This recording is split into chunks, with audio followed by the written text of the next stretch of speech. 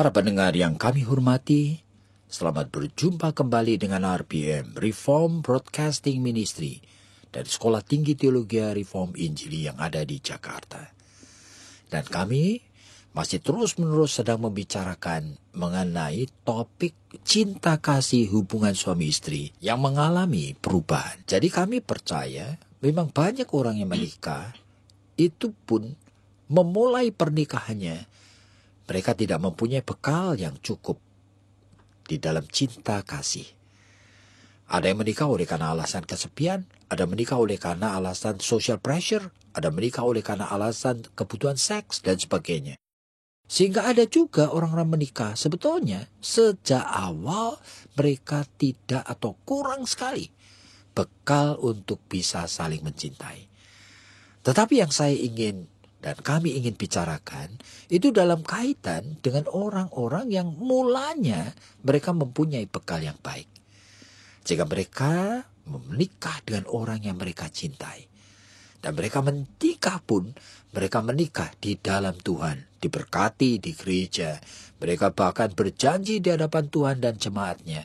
Mereka akan membangun rumah tangga dengan Tuhan Yesus sebagai kepalanya. Tetapi berjalannya waktu mengalami perubahan. Cinta kasih itu tidak lagi menjadi efektif dan menjadi produktif. Oleh karena apa? Berbagai macam sebab.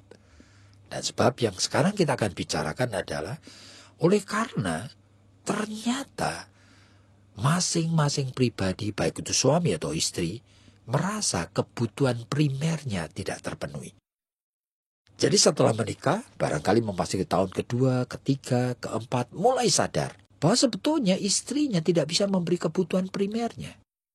Atau suaminya tidak bisa memberi kebutuhan primernya. Ada seorang wanita yang ingin sekali sebetulnya suaminya bisa memberi kebutuhan primernya, yaitu rasa diri berharga, yaitu kebutuhan eksistensial sebagaimana dia adanya. Dia sejak mulai ingin sekali ngapain? Ingin bekerja. Dia career woman. Dia dulu sebelum menikah dia sebetulnya bekerja dan dia enjoy. Dia menikmati, bisa punya income-nya sendiri. Dia bisa mengembangkan bakatnya sendiri. Dia bisa punya uangnya sendiri, dia bisa mengelola, dia bisa membantu akan banyak orang. Dan punya kesibukan dari pagi sampai sore. Dan setelah menikah, nah mula-mula dia oke, oleh karena dia mencintai suaminya. Tapi suami itu betul-betul tidak ingin istrinya bekerja. Dan akhirnya, dia setelah menikah 2 tahun, 3 tahun, dia mulai merasa, aduh, cinta kasih yang dulu aku punya, itu digerus oleh kondisi ini. Makin lama makin tipis, aku makin tidak tahan, aku makin tidak kerasan di rumah. Nah, setiap kali ketemu dengan suami terpancing, mau jengkel, mau marah. Padahal, aku ingin mencintai dia. Dan aku tahu dia mencintai saya. Tetapi kenapa? Dia tidak mengizinkan aku bekerja. Nah bagi si suami, kemungkinan tidak mengizinkan istrinya bekerja oleh karena memang sistem yang dia pelajari dari kedua orang tuanya. Dia melihat mamahnya juga tidak bekerja di rumah, menjadi ibu rumah tangga. Mengerjakan domestic job. Yaitu merawat anak-anak, melayani suami. Sehingga tidak terpikir bagi suaminya, kalau menikah, nanti istrinya bekerja, lalu bagaimana? Nah, tapi diam-diam istrinya merasa kebutuhan primernya tidak terpenuhi. Ada juga suami yang merasa begitu. Kebutuhan primernya tidak terpenuhi. Oleh karena apa? Oleh karena dia juga adalah seorang yang suka sekali bergaul. Dia suka sekali dulu selalu main badminton atau tenis dengan teman-temannya. Kadang-kadang dia itu punya hobi untuk naik gunung, hiking bersama dengan teman-temannya. Tapi sejak dia menikah, dan mula-mula dia tidak sadar permintaan istrinya itu, supaya jangan dia melakukan itu lagi. Oleh karena istrinya ingin suatu security. Pak suaminya tidak mempunyai hobi yang berbahaya. Dan suaminya tidak sering meninggalkan dia. Sehingga seringkali tidak boleh kalau pergi. Nah, lama-lama menikah tahun kedua, ketiga, suami merasa kering. Seolah-olah kebutuhan primernya betul-betul tidak terpenuhi. Sehingga cinta kasih, meskipun dia tahu istrinya cinta dia. Meskipun dia merasa istrinya itu istri yang baik. Tetapi ada sesuatu yang kurang. Yang membuat dia gelisah. Oleh karena kebutuhan primernya tidak terpenuhi. Ya, mari kita dengar apa yang Ibu Esther mau katakan. Ya Pak, sebetulnya kalau bicara mengenai kebutuhan primer ya, kayaknya masalah ini kan sebetulnya kalau dibicarakan, itu tuh kan gampang kan, begitu kan Pak? Kalau masing-masing itu mengutarakan sebetulnya apa yang diinginkan, lalu kemudian mereka mencapai titik temu, lalu kemudian saling mengalah, begitu. Kan sebetulnya selesai toh Pak. Tapi kenapa kok banyak sekali pernikahan itu di mana mereka itu saling menyembunyikan begitu seolah-olah. Atau kalau toh keluar, itu selalu di dalam bentuk pertengkaran. Sehingga kan pasangan juga tidak tahu sebetulnya apa yang dia mau. Seperti tadi yang Bapak katakan misalnya, istri kepingin sekali untuk bekerja, kepingin sekali mengisi waktu untuk hal-hal yang berguna, kepingin sekali bisa mengelola keuangan, begitu.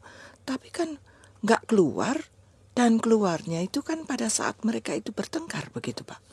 Sehingga suami kan juga nggak ngerti sebetulnya yang dimauin tuh apa sih. Karena pada hari-hari biasa kalau lagi dia tidak marah, begitu istrinya tidak marah, di rumah juga fine-fine aja, main-main sama anak-anak, bersih-bersih, pelihara tanaman, kelihatannya juga baik-baik saja begitu Pak. Jadi hidup ini memang kalau ada, kalau kita perhatikan, dalam setiap hari aja mungkin lebih dari 5-6 variabel. Jadi manusia melakukan ini dan itu, bertemu dengan orang yang lain dan suasana yang berbeda. Jadi variabel itu bergerak. Jadi pada masa variabel-variabel yang cukup dinikmati itu hadir, biasanya manusia itu lupa akan kebutuhan primer yang selama ini tidak terpenuhi.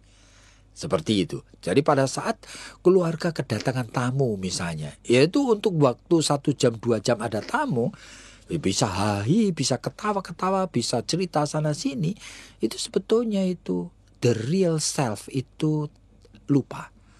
Tapi nanti setelah dengan berjalannya waktu, nah pada masa dia itu sendiri, pada masa dia sedang tidak ngapa-ngapain, pada masa dia pun ada perasaan bosen, ada masa dia itu tidak mengerti mengisi waktu kosong dengan apa. Nah, pada saat itulah seringkali baru muncul sebetulnya apa yang selama ini itu direpress, selama ini disimpan di dalam hatinya. Nah, itulah yang sebetulnya terjadi. Nah, sehingga pada saat itu ketika dia mulai membicarakan dengan pasangannya, itu seringkali kecewa oleh karena jawabannya itu tidak, jangan. Nah, seperti itulah. Jadi bagaimana itu Pak? Tadi kan saya mengatakan sebetulnya kalau dibicarakan kan sebetulnya gampang begitu. Tapi karena disimpan, jadi kan kalau meledak itu kan sudah dalam bentuk kata-kata yang menyakitkan. Misalnya, setelah aku menikah dengan kamu, pergi kemana-mana nggak boleh, mancing nggak boleh, lalu kemudian pergi naik gunung juga nggak boleh, pergi sini nggak boleh, pergi situ nggak boleh. Betapa membosankan menikah dengan wanita seperti kamu misalnya. Nah itu kan sudah menyakitkan begitu. Sedangkan kalau dibicarakan baik-baik, bagaimana kalau kita itu pergi bersama-sama begitu loh. Atau bagaimana kalau kita itu mencoba camping bersama-sama dan kemudian mencoba kamu ikut gitu loh, mendaki walaupun tidak usah tinggi-tinggi misalnya. Nah itu tuh kan sesuatu yang bisa dibicarakan. Nah, itu kalau bisa dibicarakan dan kalau istrinya atau suaminya itu mau. Persoalannya kan seringkali begitu. Nah, kadang-kadang kita melihat seperti tadi, istri ingin bekerja, suami itu merasa yakin sekali, ngebayangin pun tidak bisa kalau istrinya itu pergi dari pagi nanti sampai sore baru pulang.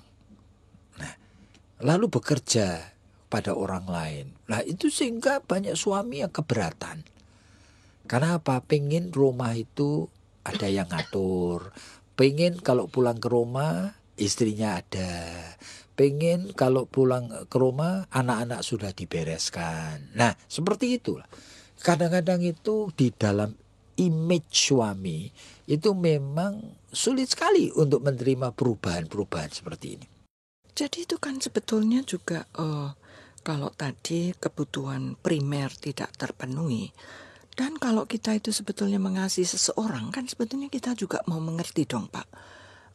Apakah itu tuh, dan bisa juga dibicarakan, apakah pekerjaan itu bisa dilakukan part-time, atau mungkin 3 kali di dalam 1 minggu, atau pekerjaan itu bisa dibawa pulang ke rumah, atau bisa, kan negosiasi itu kan bisa dilakukan Ya, begitu Pak. seharusnya dari theoretically speaking ya memang begitu. Tetapi practically speaking itu menjadi lebih sulit. Jadi sebenarnya kita melihat bahwa banyak kali pasangan suami istri itu kemudian tidak sadar bahwa mereka itu sudah kehilangan akan cinta kasih yang dinikmati. Yang dulu itu masih bisa, sekarang itu makin lama makin hilang, Bin. Apakah bukan makin hilang itu oleh karena banyaknya pertengkaran, banyaknya ledakan emosi yang sebetulnya itu seperti tadi Bapak katakan, sebetulnya menggerus semua cinta kasih ini ya. Yang dilihat itu cuman kesalahan daripada pasangan. Tetapi kita kan tidak lagi lalu kemudian sebetulnya apa sih? Kalau dia mau kerja, itu sebetulnya yang dibutuhkan tuh apa sih? Apakah memang itu tuh untuk sekarang ini waktu luang yang terlalu banyak karena anak-anak sudah besar-besar misalnya. Anak-anak juga sudah mempunyai pergaulan sendiri, mereka tidak perlu dijaga atau apa. Nah, itu kan harus seperti Bapak katakan di dalam sesi yang lalu.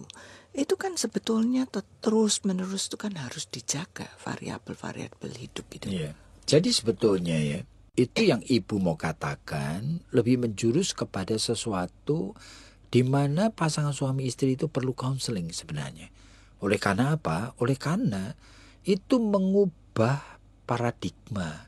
Sampai seorang suami kemudian bisa menerima realita istrinya bekerja. Itu membutuhkan sesuatu bimbingan dan pertolongan supaya dia bisa mengenali diri sendiri, mengenali akan istrinya, memilih yang primer, sehingga dia itu tidak lalu mengorbankan justru hal yang primer demi kepentingan-kepentingan yang sekunder. Hidup ini memang selalu ada optionnya, ada alternatifnya, ada pilihannya. Dan seharusnya dia bisa memilih yang terbaik. Jadi sebetulnya Pak, di dalam Tuhan, kalau kita mau melihat begitu ya, sebetulnya kan banyak masalah itu bisa diselesaikan dengan baik begitu ya. Iya.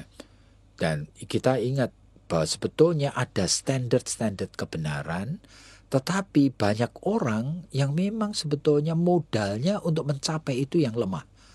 Sama seperti tadi ya, standar kebenaran. Seharusnya suami bisa menghargai keunikan istri yang memang dia merasa dirinya itu sebagai pribadi yang yang membutuhkan untuk punya pekerjaan. Nah, seharusnya kan bisa menghargai. Tapi kondisi hidup ini kadang-kadang kan tidak selalu sesuai dengan apa yang menjadi realita tadi. Misalnya aja, ternyata 2 anak kecil di rumah berkali-kali sudah mencari babysitter aja susah. Nah, apalagi babysitter yang ada itu kurang bisa dipercaya. Masakan hanya untuk tujuan supaya istrinya bisa bekerja. Kemudian itu 2 anak itu lalu kita seolah-olah ya berisiko dikorbankan. Nah, ini itu menjadi kompleks sekali. Di samping masalah bahwa banyak suami yang memang belum ready. Jadi kalau begitu ya memang kalau dilihat ya memang ada ya efek-efek samping yang memang harus juga diperhitungkan dan juga harus dicoba untuk dimengerti, difahami oleh kedua belah pihak.